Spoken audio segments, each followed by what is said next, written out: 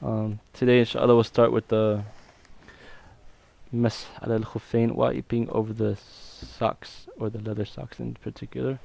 So, Bismillah, Alhamdulillah, wa salatu wassalamu ala Rasulullah. Wa ba'd, ba'ab مسح على الخفين, wiping over the two socks, or the leather socks.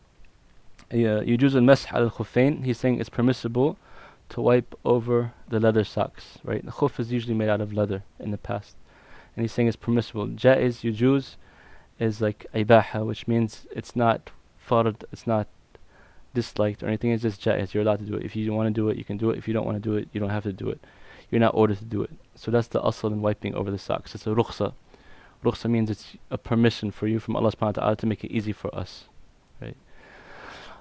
So in general, it's always jaiz, but the scholars, they say in two situations it might become wajib upon you. Can anybody think of a situation where you might be wajib to wipe over your socks or your leather socks? If you broke your wudu? Why would that be wajib? If you're traveling, mostly. If you're traveling? Yeah. No. No? Wajib, like you have to do it. Yeah, there's only like maybe two situations where with some scholars would say it's obligatory to do it. At war, I don't know. Maybe it has to do with necessity, close, so traveling, war, something like that. But they say, for example, you have just enough water to make wudu and cover your body parts, but not enough to wash your feet. So in this case, to have the correct wudu, it's better to wipe over the socks, right? It becomes wajib, because if you were not to wipe, you wouldn't have enough to wash your feet, and then you'd have to move to tayammum, and that's not preferred unless you have to. So it's better to wash the body parts and then wipe over the socks instead of not completing the whole wudu. That's one situation. The other situation, the scholars, they say that if you're in a land that people, especially like in Muslim countries, sometimes they don't know about this, they're ignorant, or they're people of, like, a lot of deviance is spread and they think you're not supposed to do it, you should do it in front of them so they know it's something from the Sharia, that's a permission from Allah subhanahu wa ta'ala. So those are two situations the scholars say that it's, preferred or recommended or obligatory upon a person to do it. But in general, it's jaiz, so it's just either way, you can or you can't do it. وما أشبههما من الجوارب الصفيقة التي تثبت في القدمين والجوارميق التي تجاوز الكعبين في الطهارة الصغرى. He said, so it's permissible to wipe over the khuffain, the leather socks, and whatever resembles them. The Imam, he says, as long as they are thick and they stay upon the feet, which means that some scholars put the requirement that you're able to walk in them, and they're thick enough that you can't see through them. And they go above the ankle. Those are some of the requirements. And this is for the minor ablution only.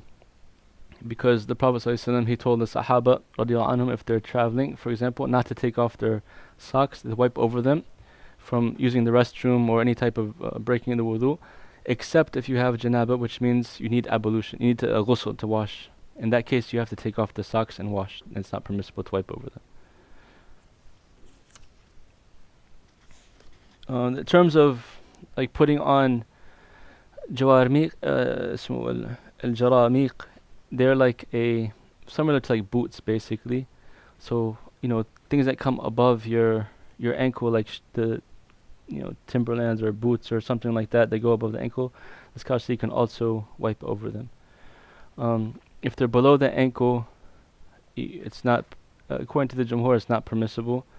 The evidence for that is the Prophet ﷺ, he told the Sahaba on Hajj that if you were, the things that would break your ihram is to wear something covering the ankle, right? So as long as it's below the ankle, it was okay. So the scholars derive from that the sock has to go over the ankle in order for it to be correct. And the regular socks that we see, like a lot of scholars I asked personally, they say it's okay as long as it's covering the foot and it's above the ankles. Some of the traditional scholars, they would say that it has to fulfill the requirements of being similar to the khuf, meaning it has to be thick, and like the Imam just said, thick and not see-through, and you're able to, it stands on its own, right? So depending on the situation, it's up to the individual. I know the scholars that I asked that are very knowledgeable, mashallah, they said it's okay to wipe over the regular socks. So if you have a necessity, it's okay, inshallah. Preferably though, like if you have the choice and you have the time, the asl of washing the feet is better according to many of the scholars as well.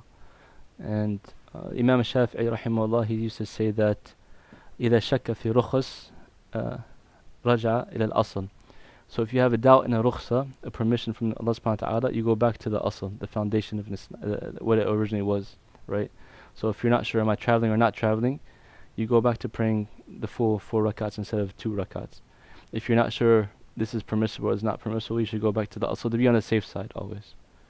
So the time period for the traveler, he says, يوما وليلة للمقيم وثلاثة للمسافر من الحديث من الحدث إلى مثله. لقول رسول الله صلى الله عليه وسلم يمسح المسافر 3 أيام ولياليهن والمقيم يوما والليلة. So he says that the time period is a day and night for the resident, and for the traveler is 3 nights or 3 days and 3 nights, right? And when do you start counting the time? Like so from the requirements of putting on the khuffain or the jawarabain is that you make wudu, you're in a state of tahara or ghusl, and then you put the socks on, right? So once you put them on, how long do you basically have to wear when do you start counting the days? You say as soon as you put on the socks. That's one statement from the scholars. What else do you think? Anybody? The first time you wipe As over. soon as you're going into church? No, for مسح على الخفين. So تبدأ you start counting the time for مسح. You say you have 1 day for a resident and 3 days for the traveler. But the question is, when do you start counting the time? Like, how do you determine the 24-hour period? Is it from, like he said, when you first put your socks on? Or is it when you first wipe over the sock? Or is it first when you break the wudu? When you first make wudu and you put your socks on. That's one statement he just said, yeah. So all 3 of those were related. Sheikh Shanqiti, he says to do it from the time that you break the wudu, like the first time you break the wudu. So say for example, you put them on at Fajr time, right? And nothing happened, and then you break the wudu, like say at 10 a.m. Right? He says that you count from 10 a.m. until the next 10 a.m. You have that time for wiping over the socks, right? Other scholars, they say, like, when you first wipe it, or you say you break the wudu, you made wudu again, and then you wipe that first time, you count from then. So either one, inshallah, is acceptable. And like I said, it's always better to do the safer opinion. It doesn't, especially for us, alhamdulillah, we have a lot of ease in terms of our access to water, and mashallah, we live in peace, and we don't have like these type of hardships upon us. But if you're in a situation where it's harder, then you can go to the easier opinions. So the Imam's opinion, وَمَتَّى مَسَحَ ثُمَّ انْقَضَتِ الْمُدَّةِ أَوْ خَلَعَ قَبْلَهَا بَطْلَتْ طَهَارَتُهُ. So he said, when you start, when does it stop, basically, is when the time period is finished, or according to him, if you take the socks off, right? And according to many other scholars as well, they say that because the mess takes the place of washing, so therefore it's like a special permission. And once you remove that, you don't have that permission anymore. So you should make wudu again. That's according to Imam Ibn Qudama and a lot of the many older scholars. Other scholars say, no, there's no proof from the Sunnah that taking off the socks is one of the things that breaks your wudu. And there's also a narration upon Imam Hassan al-Basri, rahimahullah, and some of the other earlier scholars that say that it doesn't break the wudu. It was narrated in Bukhari, actually. In أخذ من شعره وأظفاره أو خلع خفيه فلا وضوء عليه. He said if somebody cuts from his hair, or cuts his nails, or takes off his socks, there's no wudu upon him. He doesn't have to renew his wudu. So that's Hassan al-Basri's opinion and Bukhari. And like I said, you'll find both opinions, so you can choose either one. But to be on if you have the choice, personally, I like to always pick the safe side. Sometimes I feel more comfortable and at ease to be on the safer side. But if you don't have the time, or if you don't have the ability, then you can choose the easier one. Is that clear? What if you're traveling and you become a resident? So we said for travelers you get 3 days, and for a resident you have 1 day. Same rule applies. So you started traveling, you have 3 days, and you came back to your home village. Do you have 3 days completely, or do you have 1 day? Yeah, 1 day. 3 days. Huh? 3 days? 3 days, even if you come back to your city? 1. 1 day, 1 day. 1 day. Mm-hmm. 1. Is that Jamhur? 1 day. So you're traveling and then. Yeah, you changed your mind, you came back before the 3-day period. Yeah, you were traveling, and then you said, let me come back home. Yes, that's right. 1 day. So if the musafir, this is according to Hanabila, if he's traveling and he comes back to the city before the 3-day period, he goes back to being a resident. So if it's been more than 1 day, khalas, you take him off and make wudu again. طيب. Other scholars, they say the same thing, like there's no direct proof that breaks the wudu, so he stays upon the wudu until he breaks it and then makes it again and washes it again. But we said to be on the safe side, if the time period ends, you should basically count it as starting a wudu over again, right? And alhamdulillah, it's very easy for us to wash up. Like, subhanAllah, in some situations, some people, they don't have that luxury. They don't have water, like they have to go miles just to get some water, or they're in the middle of wars and stuff like that. But alhamdulillah, for us, it's much easier. We don't have that situation, so we can sacrifice that. So he says, وَمَتَى مَسَحَ الْمُسَافِرُ ثُمَّ أَقَامَ أَوْ مُقِيمًا ثُمَّ سَافَرَ أَتَمَّ مَسْحَ الْمُقِيمِ. And also he says, even for the resident, if you started doing it as a resident and you start traveling, you only can continue as a resident. You only have that 24-hour period as well. طيب. Now it goes to wiping over the imama. ويجوز المسح على العمامة إذا كانت ذات ذؤابة ساترا لجميع الرأس إلا ما جرت العادة بكشفه. It's permissible to wipe over the turban if it has a tail and it covers the entire head, except sometimes, which is normally like in custom, that's not covered. Like sometimes they might leave a little part, or the ears or something like that's exposed. Then that's not necessary. But the imam is something that they tie around the head, and it's difficult sometimes to take off. They said it has the tail because in the Muslim lands at that time, that's how you distinguish between the Muslims and the non-Muslims. And the scholars say it's not permissible to wipe over the ones that are not in that description. So like a hat, or even the shimagh that some people wear in Saudi Arabia, or it doesn't have a tail, it has an imam but it's not a tail. The scholars say you're not supposed to wipe over that. Right, Isha? In our days, it's the same rule. Like you should have, it should be something like marbut. Some scholars say that you don't have to have the tail nowadays, because there's no difference anymore, as long as you have something called an imam that's wiped tightly along the head. You have a Sorry, question? no. It's okay. No, it's okay. Sorry.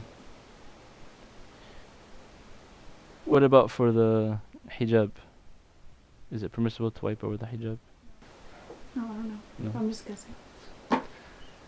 So the scholars, they say, in general, it's better if you can to wipe over the head directly, not the hijab, because there's no particular text for it. But there is some narrations on Salama that she used to wipe over the khimar.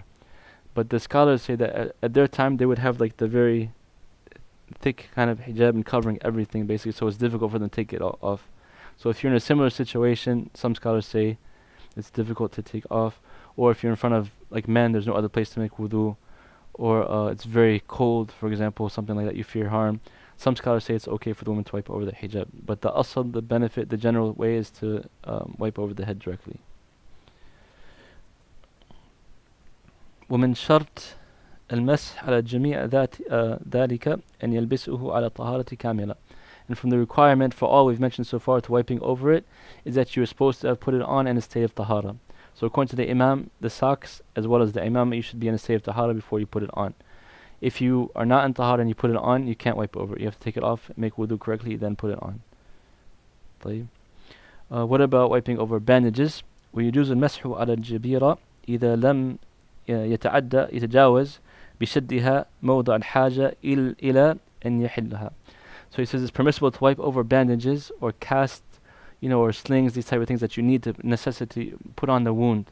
Um, as long as you don't exceed the part that needs to be wrapped, right? So say the doctor, you broke your arm, for example, and the doctor says you have to wear a cast from here to here. So it's permissible to wipe over that part, right? But if you put like more of it, it's not necessary. The doctor says you don't need to put any more. You just need from here to here. But a person puts more, the scholars say that it's not permissible to wipe over that extra. Only if the doctor says you need all of that, then you can wipe over it, right? The scholars, they make an exception for the jabira, the bandages, or the cast, in that you don't have to be in tahara necessarily, because you can't help it. Like, you might have broke your arm and you're not in a state of wudu.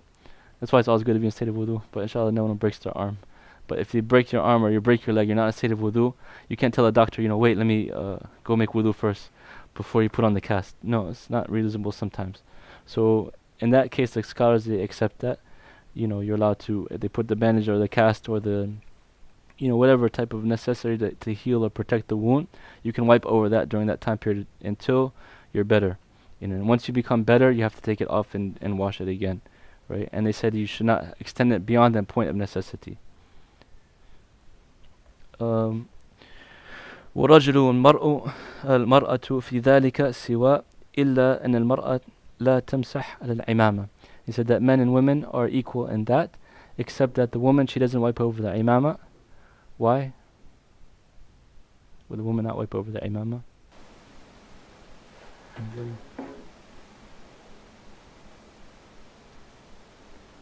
What do you guys think? Just take a guess, it's okay.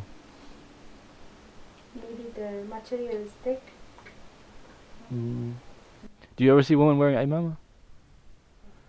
No. No, a woman's not supposed to wear imama because it's for the men.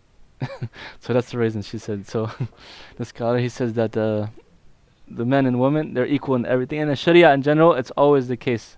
Any type of hukum that was revealed for the woman or the man, it's for everybody, unless Allah subhanahu wa ta'ala specifies for that sex, right? So if it says only for the men, then therefore the women become exempt for it. If it says only for the women, then the men become exempt for it. But in the general ahkam, it's always for both of us, unless there's a specific ruling saying you don't have to.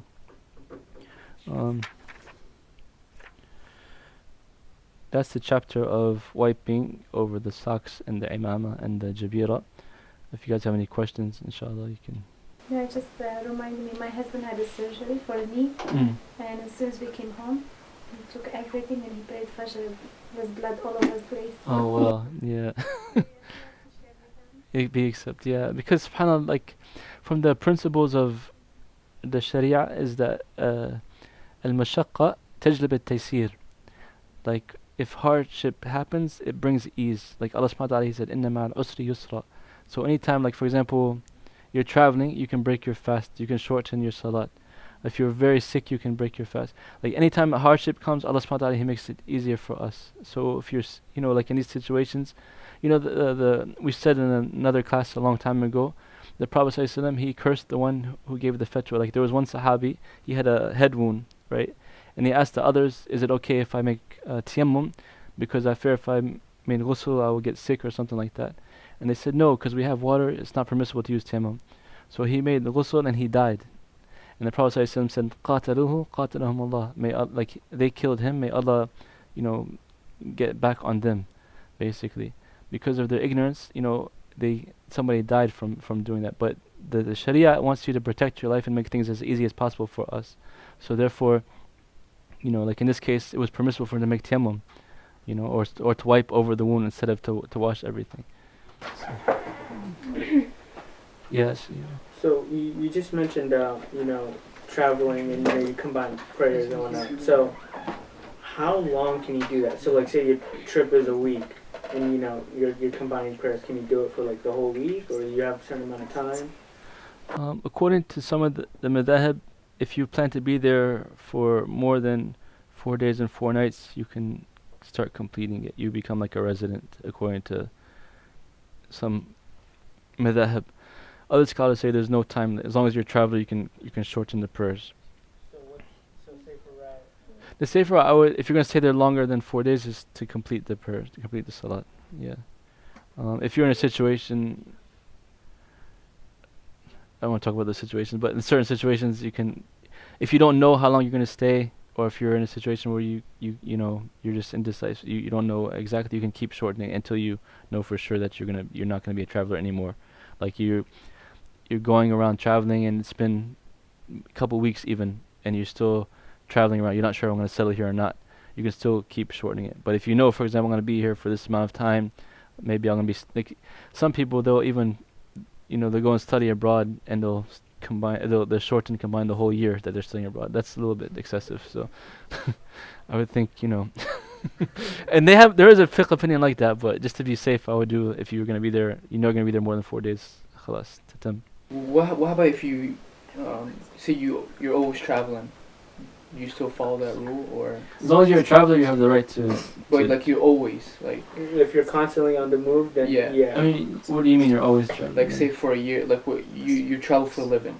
like if you don't stay in one place, Yeah. then you can do it. If you're going to one place and being there, I see. then Like a bus driver, for instance? Or truck driver. Truck driver? Yeah, truck driver. Yeah. Also truck. Yeah. Yes. You have a question or no? Okay.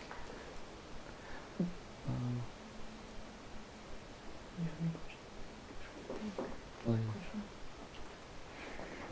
yeah. I was thinking about a question, but I forgot. I'll ask you some other time. It's not wajib.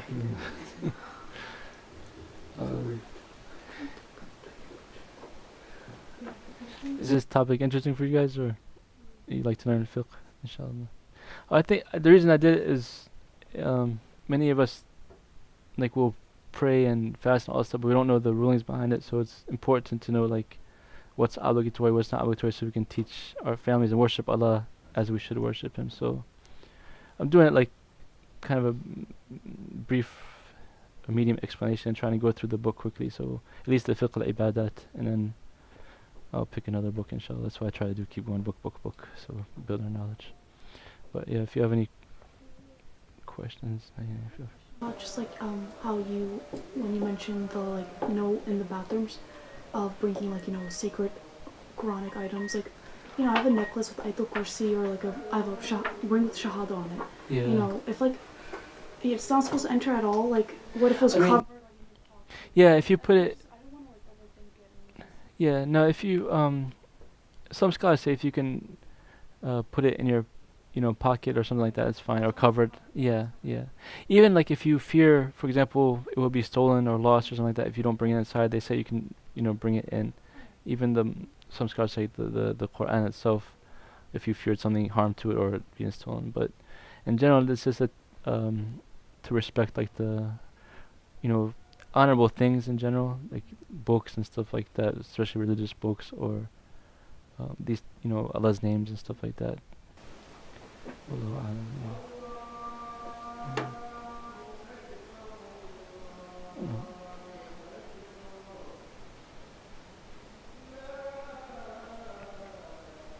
What's the best dua to say when you travel? The best one. There's many du'as. Yeah, as many dua like the Subhanallah sakhalna hada, that one. That's one of the best, yeah. And then the longer version, if you're going for a longer travel, yeah. You ask Allah to be your companion in the travels and protect you from bad sights and bad endings and stuff like that. So, alhamdulillah, for the deen, the more you study, you have a dua for everything. So it's, because we're technically travelers to the dunya, we're just going from the cradle to the grave.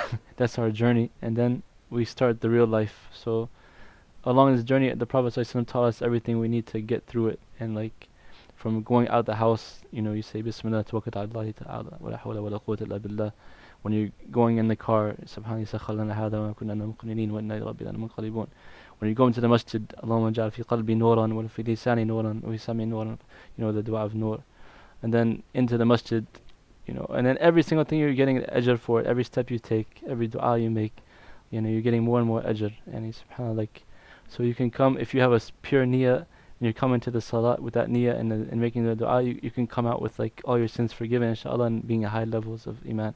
Just contemplating on doing our ibadah instead of habits, but actually worship like Allah subhanahu wa ta'ala. You know, the reason for all this stuff we're studying, there's a reason behind everything, to get us into preparing us to go face Allah in the salah.